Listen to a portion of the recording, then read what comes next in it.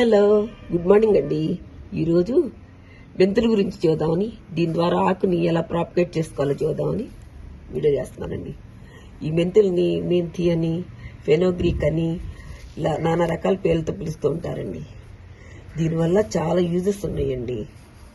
ఇది మెంతి ఆకు చాలా విటమిన్స్, మినరల్స్ ఉంటాయండి. అది కాకుండా ఈ మెంతులు మనం నైట్ నీళ్ళల్లో నానబెట్టుకొని ఆ వాటర్ తాగితేనండి షుగర్ పేషెంట్స్కి చాలా మంచిదని విన్నానండి. ఇప్పుడు ఈ మెంతుల్ని నేను ఆకుని ఎలా ప్రాపగేట్ చేసుకుంటానో చూపిద్దామని వీడియో చేస్తున్నానండి. ఇలా మెంతులు ఇలా తీసుకుని ఇలా ముందు ట్రేలు ఇలా సిద్ధపరచుకున్నానండి. నేను దీనికి అడుగున రంధ్రాలు పెట్టేసేసి సిద్ధపరచుకున్నాను. ఇసుక పోసానండి. ఇందులో ఏమీ లేదు, ఇసుక మాత్రమే పోసాను. ఇది ఇలా పోసేసుకోవటం అండి. ఒత్తుగా వేసుకుంటే ఒత్తుగా చక్క బాగుంటాయండి.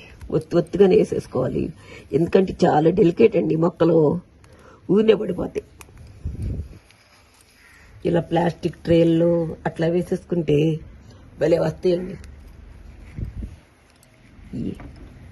చాలా ఈజీ అండి, చాలా ఈజీగా పెరిగిపోద్ది. చిన్న చిన్న డబ్బాల్లో, చిన్న చిన్న ప్లాస్టిక్ కవర్లో కూడా పెంచేసుకోవచ్చండి. వేసేయమ్మ అక్కడ కూడా. షుగర్ పేషెంట్స్కి చాలా మంచిదండి ఇది ఆకు. అందరికీ మనకు కూడా మళ్ళీ ఈ మెంతులు పొడి చేసుకుని చక్క పచ్చళ్ళలో వాడుకుంటాం. ఈ మెంతులు లేకుండా అసలు పచ్చళ్ళు పట్టుకోం కానీ మనం చేదుకుంటాయి అని అనుకుంటాం, కానీ వీటి వల్ల చాలా యూజెస్ ఉన్నాయండి. తర్వాత దీని మీద ఇసుక పోసేయటం. ఇట్లా పోసేయమ్మా, వాటర్ పోసేసేయమ్మా. స్లోగా ఊరిని బయటకు వచ్చేస్తాయి ఇవి. కొంచెం సౌండ్, చాలా చిన్నగా తిన్నాను.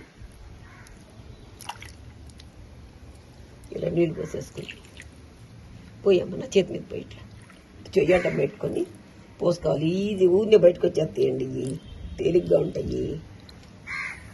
ఇప్పుడు పోయి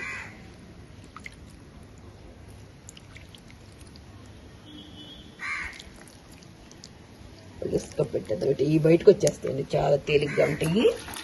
ఇదిగోండి, అంత క్రితం నేను ఇలా గ్లాసుల్లో పోసి పెట్టానండి. చూడండి ఎలా వచ్చినాయో. 4 days అవుతుంది అంతే. భలే వచ్చినాయి కదండి. అందుకనే వీడియో చేస్తున్నాను, మీకు కూడా చూపిద్దామని. వీడియో నచ్చితే ఒక లైక్ చేయండి, షేర్ చేయండి, సబ్స్క్రైబ్ చేయండి. థ్యాంక్స్ ఫర్ వాచింగ్ అండి.